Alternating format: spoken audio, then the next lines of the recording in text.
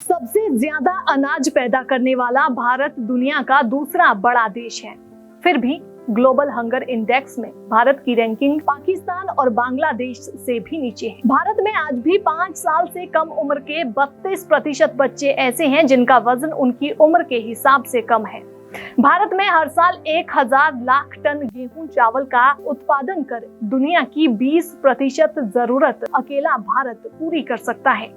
भारत में हर साल घरों में 687 टन खाना बर्बाद होता है। प्रधानमंत्री नरेंद्र मोदी का कहना है कि अगर विश्व व्यापार संगठन अनुमति दे तो भारत दुनिया को अनाज की आपूर्ति करने के लिए तैयार है। प्रधानमंत्री मोदी ने ये बातें अमेरिकी राष्ट्रपति जो बाइडेन से कही थी, जिसके बारे में उन्होंने खुद बताया। प्रधानमंत्री मोदी ने कहा कि मां अन्नपूर्णा के आशीर्वाद से हमारे यहाँ अनाज के भंडार भरे हुए हैं।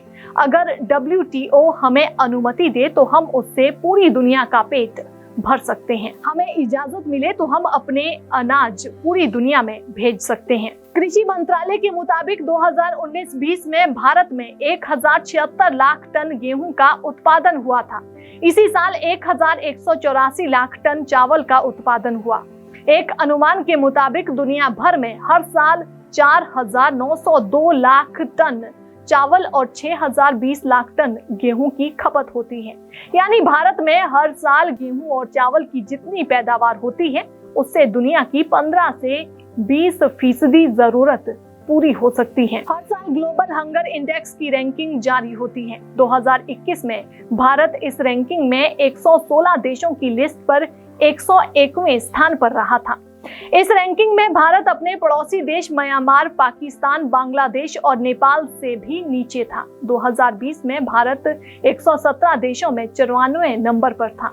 यानी एक साल में ही भारत की रैंकिंग 7 पायदान गिर गई। ग्लोबल हंगर इंडेक्स की रिपोर्ट इसीलिए अहम है क्योंकि ये दुनिया भर में भूख के खिलाफ चल रहे अभियानों की उपलब्धियों और नाकामियों को बताती है।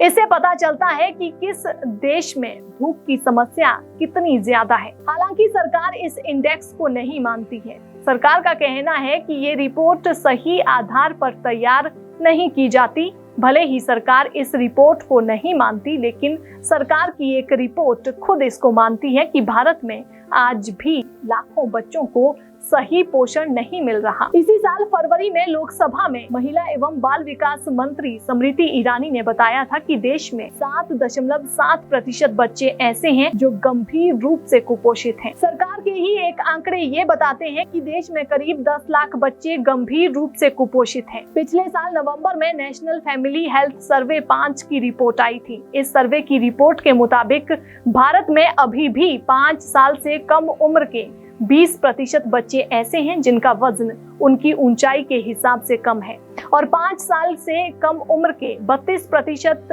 से ज्यादा ऐसे बच्चे हैं जिनका वजन उनकी उम्र के हिसाब से कम है। इस सर्वे में ये भी सामने आया था कि 6 से 23 महीने में महज 11.3% बच्चे ही ऐसे हैं जिन्हें पर्याप्त डाइट मिलती है। यानी ऐसे करीब 90% बच्चों को डाइट भी नहीं मिल पाती। इतना ही नहीं, इससे पहले 2017 में आए नेशनल फैमिली हेल्थ सर्वे में सामने आया था कि भारत में 19 करोड़ से ज्यादा लोग ऐसे हैं जिन्हें सही तरीके से पोषण नहीं मिल रहा है या फिर वे भूखमरी से जूझ रहे हैं। यानी आज भी 19 करोड़ लोग भूखे पेट ही सो जाते हैं। हालांकि कोरोना काल शुरू होने के बाद केंद्र सरकार ने देश के तकरीबन 80 करोड़ लोगों को मुफ्त राशन की व्यवस्था की थी, जो आज भी जारी है। उम्मीद है कि इस योजना के बाद तस्वीर काफी सुधरी होगी, लेकिन इसके लिए आधिकारिक आंकड़ों का ही इंतजार करना होगा। भारत में भूख की सबसे बड़ी वजह खाने की बर्बादी भी है।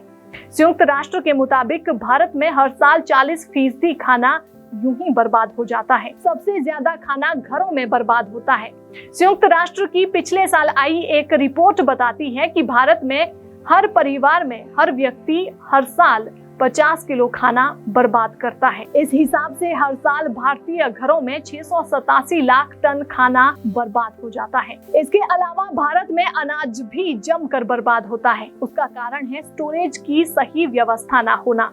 भारत में अनाजों के भंडार का काम फूड कॉर्पोरेशन ऑफ इंडिया देखती है। इसी साल फरवरी में सरकार ने लोकसभा में बताया था कि एफसीआई के गोदाम में 2020-21 में 1850 टन अनाज बर्बाद हो गया था।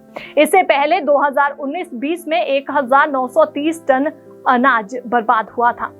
पिछले 5 साल में सबसे ज्यादा अनाज 2016-17 में खराब हुआ था। उस साल 8776 टन अनाज की बर्बादी गोदामों में पड़े पड़े ही हो गई थी। सरकार के ही आंकड़े बताते हैं कि भारत में जिस तेजी से अनाज की पैदावार हो रही है, उस तेजी से स्टोरेज कैपेसिटी नहीं बढ़ रही। एफसीआई के मुताबिक अभी भारत में 817.96 लाख मीट्रिक टन अनाज का भंडारण करने की क्षमता है, जबकि 2019-20 में भारत में 2966.5 लाख टन अनाज की पैदावार हुई थी। यानी कि भारत में जितना अनाज पैदा हुआ उसका सिर्फ 27% ही एफसीआई स्टोर कर सकता है।